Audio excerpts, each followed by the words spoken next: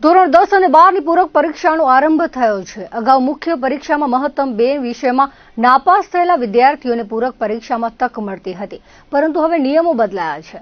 તમામ વિષયોમાં નપાસ હોય તે વિદ્યાર્થીઓ પણ પરીક્ષા આપી શકે છે।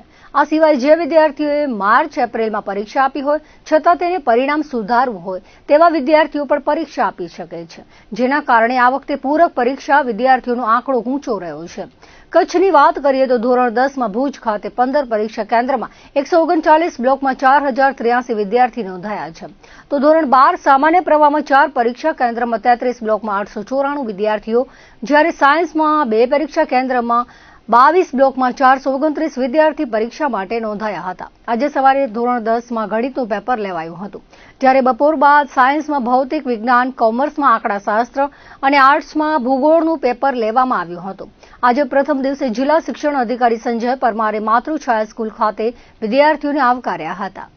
ધોરણ 10 અને 12ની આજ રોજ પૂરક પરીક્ષા શરૂ થઈ રહી છે। ખાસ કરીને માધ્યમિક શિક્ષણ બોર્ડ દ્વારા સુંદર મજાનું આનું આયોજન અમને આપેલું છે અને આયોજનના ભાગરૂપે કચ્છ જિલ્લાના અંદર ખૂબ સુંદર રીતે આજથી આપણે પરીક્ષાનો શુભારંભ કરીએ છીએ। ખાસ કરીને ધોરણ 10 અને 12 એ બંનેમાં મળીને ટોટલ 5400 જેટલા વિદ્યાર્થીઓ આ પૂરક પરીક્ષા આપી રહ્યા છે। આ પૂરક પરીક્ષાના અંદર અનિત્યણ વિદ્યાર્થીઓ સિવાય જે વિદ્યાર્થીઓ પોતાનું પરિણામ સુધારવા માગતા હોય, એને એવો વિશ્વાસ હોય કે ભાઈ ચલો હું મારા વિષયના અંદર અથવા તો મને જે રિઝલ્ટ મળ્યું છે એનાથી મને સંતોષ નથી, એવા તેજસ્વી વિદ્યાર્થીઓ પણ જેણે સારા ટકાએ પાસ કર્યા છે એવા વિદ્યાર્થીઓ પણ પરીક્ષા આપી રહ્યા છે પોતાનું પરિણામ સુધારવા માટે। બોર્ડ દ્વારા છેલ્લા 2 વર્ષથી બેસ્ટ ઓફ 2નો વિકલ્પ આપવામાં આવેલો છે, એટલે બંનેમાંથી જેમાં વધુ માર્ક્સ હશે એ માર્કશીટ માન્ય ગણાશે। એટલે એના માટે પણ ઘણા બધા વિદ્યાર્થીઓ અત્યારે પરીક્ષા આપી રહ્યા છીએ। ખાસ કરીને તમામ કેન્દ્રો ઉપર અત્યારે હેલ્થની ટીમ,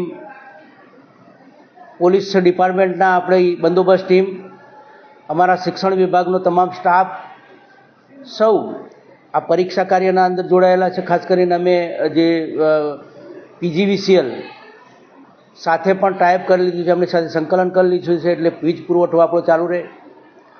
એસટી વિભાગ દ્વારા પણ આ વિદ્યાર્થીઓને કંઈ આવન જાવનમાં તકલીફ ના પડે એની તકેદારી રાખવામાં આવેલી છે। ખાસ કરીને અમારા પરીક્ષા સમિતિના અધ્યક્ષ માન્ય મહોદય કલેક્ટર સાહેબના માર્ગદર્શન તળે અમારી પરીક્ષા સમિતિના સીધા માર્ગદર્શન તળે સુંદર રીતે આ પરીક્ષા લેવાઈ રહી છે।